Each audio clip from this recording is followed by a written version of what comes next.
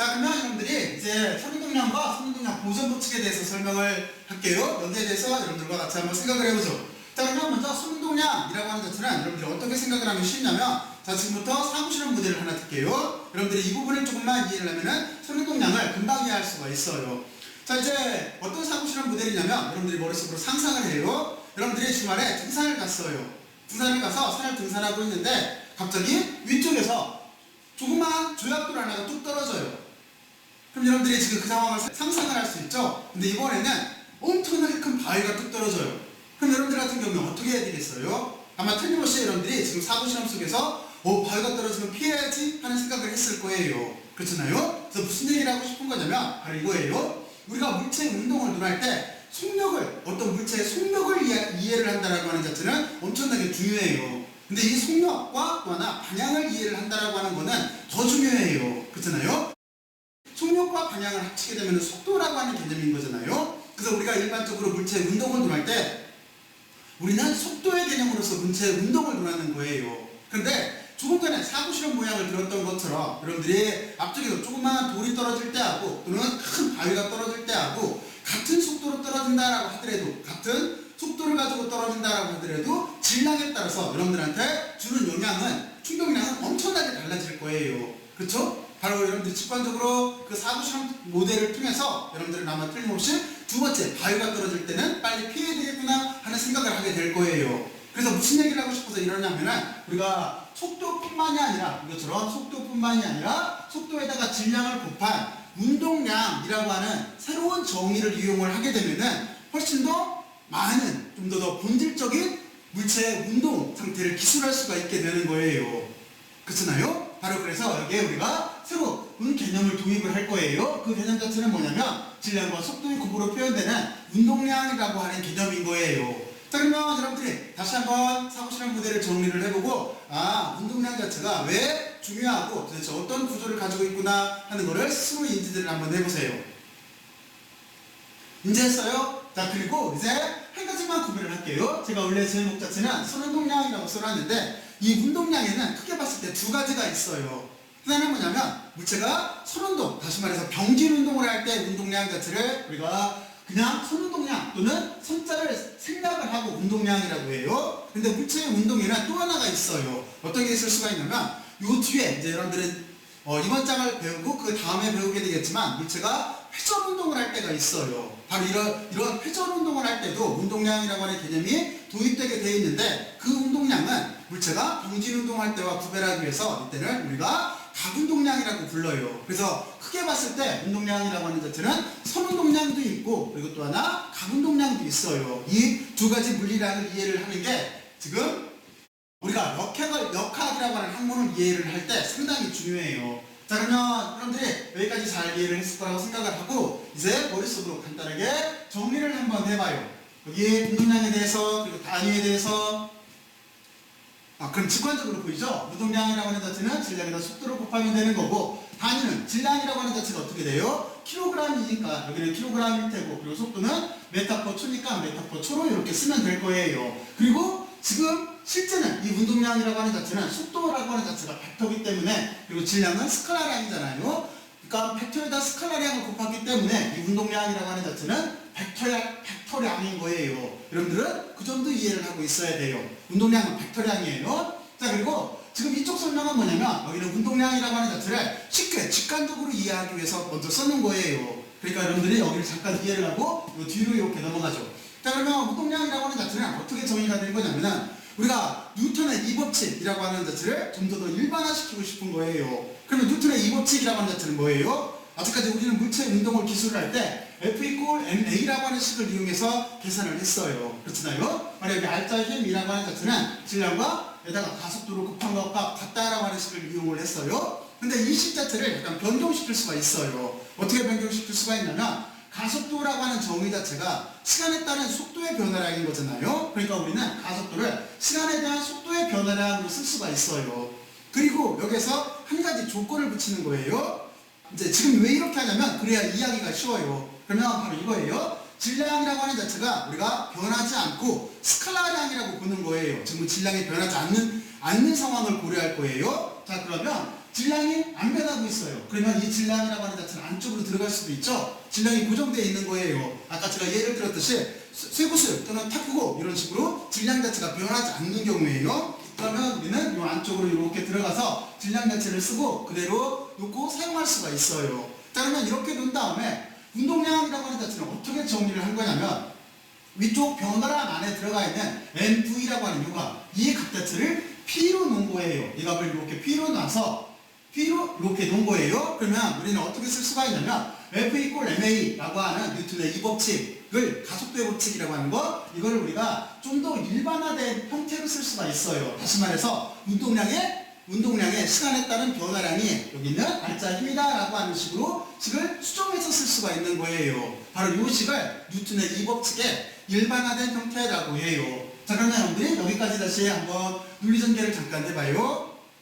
그러면 여러분들이 이렇게 정의를 할 수가 있겠죠. 운동량은 여기는 운동량 P라고 하는 자체는 MV로 정의될 수가 있고 그리고 우리는 F 이퀄 MA에 의해서 이 부분을 P로 놓게 되면은 알짜 힘이라고 하는 자체가 시간에 따른 운동량의 변화로 이렇게 놓을 수가 있어요. 그렇죠? 자, 그러면 여러분들은 이렇게 일반화된 이 법칙까지 알아봤어요. 자, 그리고 이제 손운동량이라고 하는 게 이제 일반적인 식은 이렇게 되어 있는 건데 우리가 물체 운동을 들어갈 때 꼭 어떤 물체 자체가 하나만 움직이라는 보장이 없는 거죠. 실제로 일반적인 경우는 물체 운동이 하나만 있는 게 아니라 두 개 이상, 다시 말해서 두 개 이상 아는 물체가 서로 상호작용을 하게 될 거예요. 그래서 지금부터 바로 그 경우를 이렇게 다루는 거예요. 그래서 선운동량이라고 하는 거에 원래 정의는 다음과 같이 이렇게 음해요.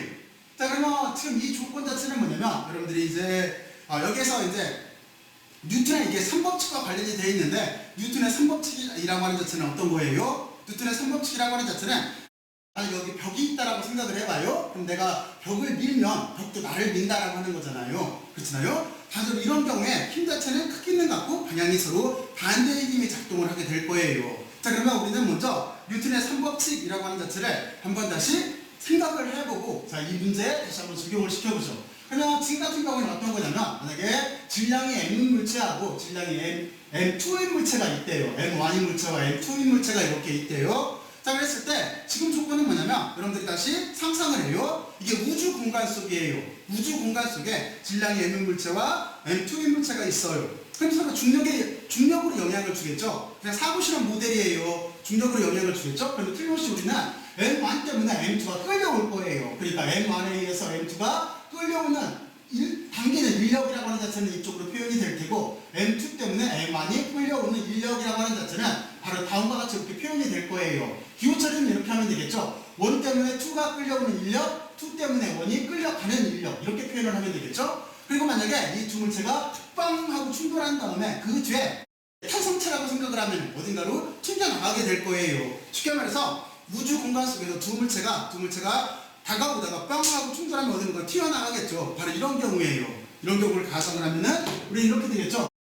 좀 전에 제가 설명했듯이 뉴턴의 3법칙 입장에서 쓰게 되면은 다음과 같이 이렇게 쓸 수가 있을 거예요. 이거는 단지 여러분들이 이쪽 항을 반대로 넘겨보면 알아요. 그럼 여기에 마이너스 F의 2안이 될 테니까 그러면 내가 너를 밀면 이쪽은 너가 나를 민다. 단지 힘은 반대다라는 걸 알 수가 있잖아요. 이게 뉴턴의 3법칙 꼴인 거예요. 바로 이렇게 뉴턴의 3법칙 형태를 이렇게 써놓고 나서 지금 이 현상을 기호 처리를 하는 거예요. 그리고 그 뒤에 어떻게 한 거냐면 여기는 여러분들이 방금 전에 썼던 운동량이라고 하는 자체를 쉽게 이해를 하고 썼던 F 이퀄 MA에서 이 변환되는 이 형태를 갖다가 쓴 거예요. 그러면 여러분들은 여기다가 이렇게 개입을 시키면 될 거예요. 다시 말해서 이렇게 될 수밖에 없어요.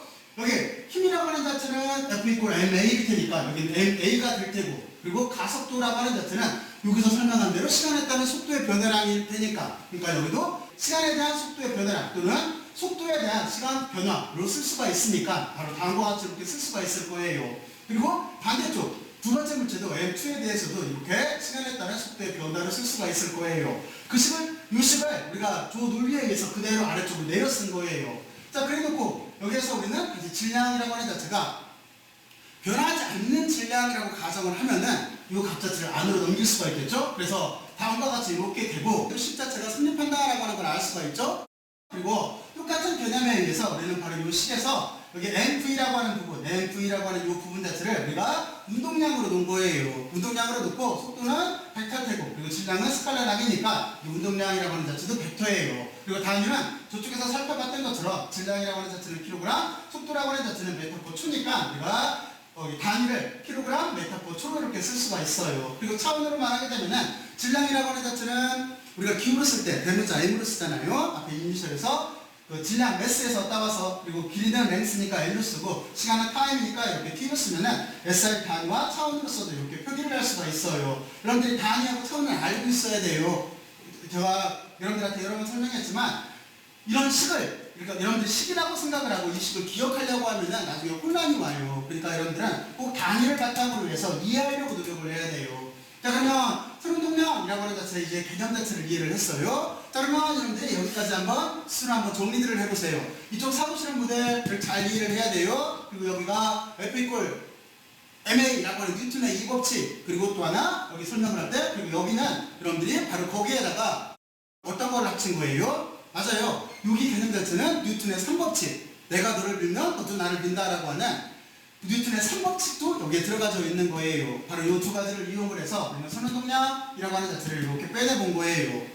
자 그러면 여러분들이 여기까지 잘 이해를 했을 거라고 생각을 하고 선운동량 보존법칙에 대해서 알아보죠. 선운동량 보존법칙이라고 하는 자체는 여러분들이 먼저 조건에 대해서 생각을 해봐야 되는데 이 조건 자체는 뭐냐면 고립계라고 하는 거예요. 그럼 고립계라고 하는 자체는 뭘까요? 고립계라고 하는 자체는 만약에 이 두 가지 물체 얘를 이거로 들었으니까 이 두 물체를 들게요. 이 두 물체가 충돌을 한다라고 했을 때 서로 상호 힘이 작용한다라고 했을 때 아까 제가 조건을 뭐라고 했냐면 진공 속에서 라고 했었어요. 우주 속에서 라고 했었어요. 무슨 얘기냐면 이 물체와 상호작용하는 어떤 입자도 없다라는 소리예요. 지금 만약에 공기 중에서 충돌을 한다라고 한다면 지금 이 입자와 두 물체도 충돌을 하지만 그 전에 많은 입자들이 이 물체와 상호작용을 할 거잖아요. 그렇잖아요. 그런데 지금 고립계라고 하는 뜻은 뭐냐면 또는 우주공간 또는 완벽한 진공이라고 하는 뜻은 뭐냐면 이 두 물체 말고 어떤 물체, 어떤 입자도 두 물체와 상호작용을 하지 않는다는 소리예요. 바로 이렇게 고립계 내에서 선운동량 자체는 보존이 되게 돼 있어요. 자 그러면 여러분들이 조건을 잘 이해를 했을 거라고 생각을 하고 그리고